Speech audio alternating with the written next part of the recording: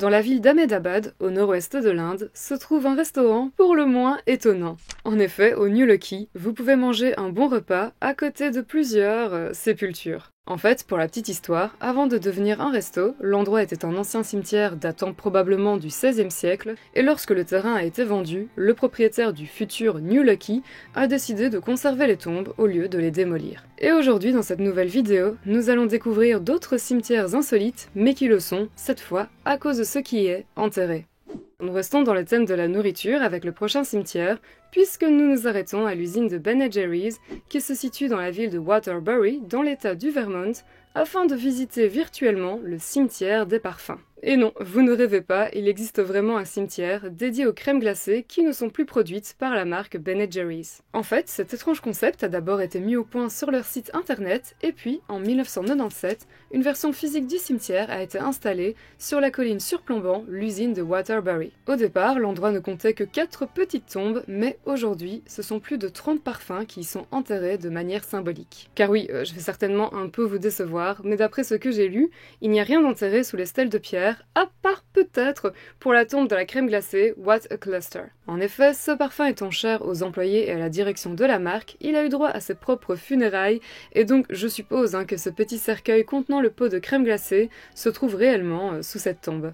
D'après le site de Ben & Jerry's, chaque année le cimetière attire plus ou moins 250 000 visiteurs, curieux de découvrir les sépultures de tous ces parfums disparus. En plus, le cimetière est tout choupi, regardez! Chaque défunte crème glacée a droit à sa stèle personnalisée avec un petit mot, et je vous propose de lire celle-ci qui nous dit « Mélange délicieux dont nous nous souvenons grâce à la chute du cours des actions, réduit en cendres le 6 novembre. » Et si l'un des parfums présents dans ce cimetière vous manque terriblement, sachez que vous pouvez faire une demande pour qu'il soit ressuscité. Le formulaire est disponible sur leur site, et moi, en bonne fille de Satan, je vais envoyer une demande en faveur de la crème glacée Devil's Food Chocolate. Si vous étiez un enfant dans les années 90-90, vous avez sans doute été l'heureux ou le malheureux propriétaire d'un Tamagotchi. Parce qu'il faut bien se l'avouer, ces petites bébêtes virtuelles étaient parfois un tantinet pénibles, à biper sans cesse pour signaler qu'elles avaient envie de bouffer ou qu'il était temps de ramasser leur caca.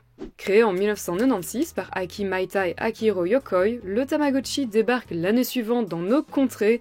Et c'est la folie. Tous les enfants, ou presque, rêvent de s'occuper de ce petit compagnon virtuel. Même les parents sont contents car ils voient à travers ce jouet un moyen de rendre leurs enfants plus responsables. Mais il y a une chose à laquelle les darons et les daronnes n'avaient pas vraiment pensé, c'est la mort du Tamagotchi. Parce que oui, à l'instar de n'importe quel animal de compagnie, le Tamagotchi a une durée de vie limitée, et il peut mourir soit de vieillesse, soit parce que l'on ne s'est pas assez occupé de lui, et c'est bien souvent ce qui arrivait. On connaît tous quelqu'un dont le Tamagotchi est décédé parce qu'il a été oublié par mégarde dans un tiroir ou dans une poche. Bon, aujourd'hui je me permets d'en rire parce qu'on est tous devenus adultes, mais à l'époque, la perte d'un Tamagotchi pouvait être assez mal vécue par les enfants, car c'était, dans la plupart des cas, la première fois qu'ils étaient confrontés à la mort. Car même si tout ceci était virtuel, ça n'empêchait pas les enfants de développer des sentiments forts à l'égard de leur Tamagotchi, et c'est dans ce contexte que sont apparues de bien étranges funérailles. À la fin des années 1990, il était en effet possible d'enterrer son Tamagotchi dans une section réservée à cet usage, dans le cimetière pour animaux de Pauntsmill, situé dans les Cornouailles, au Royaume-Uni. Des lutins de Cornouailles! Mais pourquoi aller jusqu'à enterrer un jouet quasi neuf, alors que l'on peut simplement appuyer sur le bouton Reset et recommencer avec un nouveau Tamagotchi? Un élément de réponse peut être apporté par la jeune Danielle, qui avait 14 ans en 1997, et qui nous explique ceci lors d'un reportage sur le cimetière. It'd be better for him here because I didn't really want to reset it because it'd be like a different thing and I was like really close to him. Well, and that sounds stupid, but it was. You can bury your pets and everything, and if you love something else, you can bury them as well. Et je suis tout à fait d'accord avec elle. On ne devrait jamais juger une personne lorsqu'elle est en deuil, même si c'est pour un animal virtuel. Si à ce moment-là, elle a ressenti le besoin d'organiser des obsèques pour son Tamagotchi, elle a eu raison de le faire.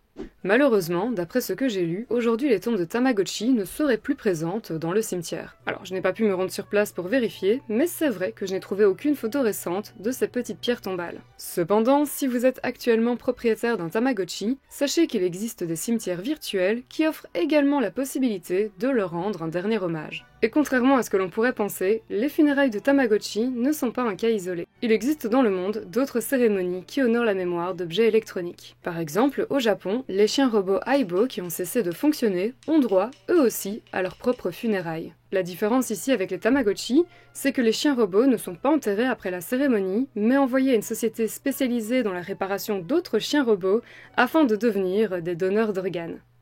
Et voici déjà le dernier cimetière de cette vidéo, et malheureusement pour celui-ci, je n'ai pas trouvé autant de documentation que pour les précédents, mais j'avais quand même envie de vous en parler parce que je trouvais son concept assez intéressant. Et pour le découvrir, il faut se rendre aux Philippines, et plus précisément dans la ville de Baguio. Là-bas se trouve un ancien camp militaire américain appelé le camp John Hay, et dans ce camp, il y a un cimetière assez curieux. Son nom c'est le Lost Cemetery, donc le cimetière perdu, et ce qui est enterré, ce sont des pensées négatives.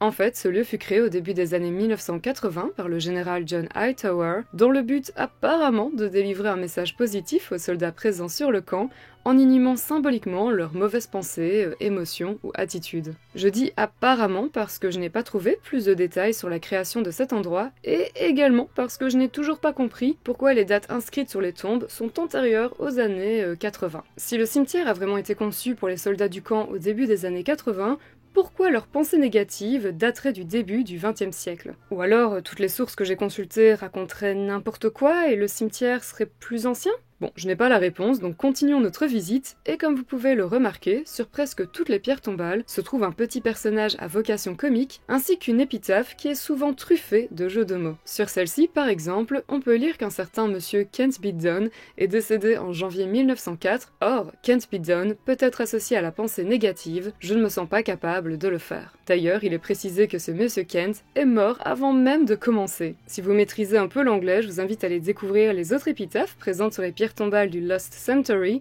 et si vous connaissez d'autres cimetières insolites, n'hésitez pas à me le dire en commentaire. Ah oui, et je précise également qu'aujourd'hui, l'ancien camp John Hay est devenu un parc de loisirs, et donc l'entrée du cimetière est payante, ce que je trouve assez dommage, mais bon, c'est comme ça. Et c'est déjà la fin de cette vidéo, un tout grand merci pour votre attention et pour votre soutien. Je vous souhaite une très belle journée ou soirée, et je vous dis à très bientôt pour une prochaine vidéo. Ciao!